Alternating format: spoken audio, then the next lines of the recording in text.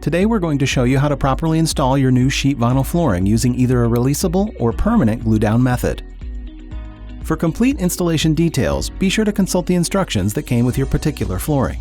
For this installation, you will need the following tools which can easily be purchased from a local flooring supply store.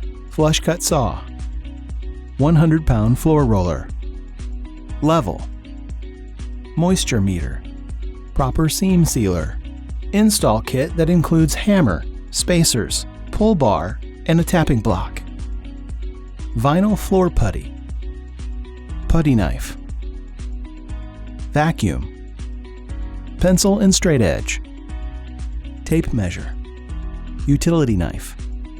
Be sure to acclimate your new flooring by placing it in the room for at least 48 hours before installation. Optimal temperatures to acclimate, install, and maintain your flooring range from 55 to 85 degrees Fahrenheit. For best results, a successful vinyl floor starts with proper preparation underneath, since imperfections in the subfloor can telegraph to the surface of the new flooring.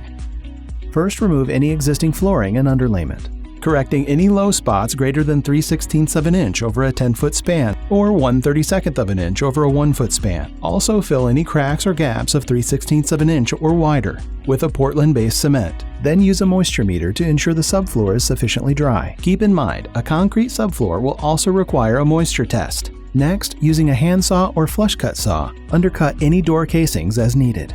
For casings that need to be trimmed, prop the flush cut saw on top of a scrap piece of the new flooring to ensure correct height. Flooring should slide easily under each casing. Vacuum the subfloor thoroughly to remove any debris. Your subfloor should now be flat, smooth, and clean, ready for installation. Porous subfloor surfaces will require an additional step of priming with an acrylic latex primer.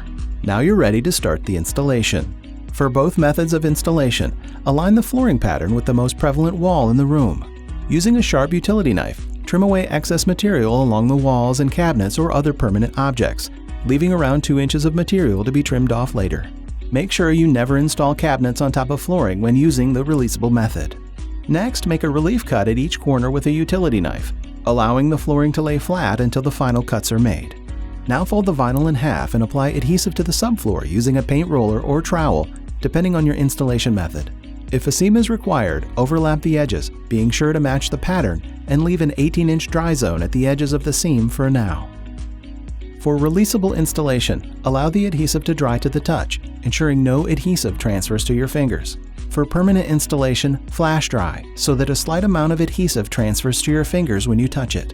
Position the material in place, and starting at the center of the room, use a push broom to remove air and vapors under the material. For permanent installation, also use a 100-pound roller over the entire section of adhered flooring. Next, trim away the excess, maintaining a 3/8 inch expansion gap at walls and fixed objects for releasable installations. Expansion gaps are not necessary for permanent installations. Now repeat the same process for the remaining half of the flooring. For any seams, use a straight edge and a utility knife with a fresh blade to cut through both layers of flooring material at the pattern match. Make sure to hold the utility knife blade in an upright position for a clean 90-degree cut. Fold back both sides of the seam area and apply the adhesive to the dry subfloor. Allow the adhesive to flash dry or dry to the touch, depending on your installation method, before placing the material into the adhesive. Place one side of vinyl into the adhesive and roll the seam using a hand roller for a releasable installation, or a 100-pound roller for a permanent installation. Apply a small bead of seam sealer along the edge of the installed vinyl. Place the edge of the uninstalled vinyl against the edge of the installed vinyl, then press into place and roll. Remove excess adhesive or sealer using a plastic putty knife. Wipe the seam area using a clean dry cloth, followed immediately with a clean cloth dampened with denatured alcohol. Repeat using clean cloths until all residue is removed from the surface of the vinyl. You'll need to protect the seam for at least 6 hours, and then your new floor is ready to use.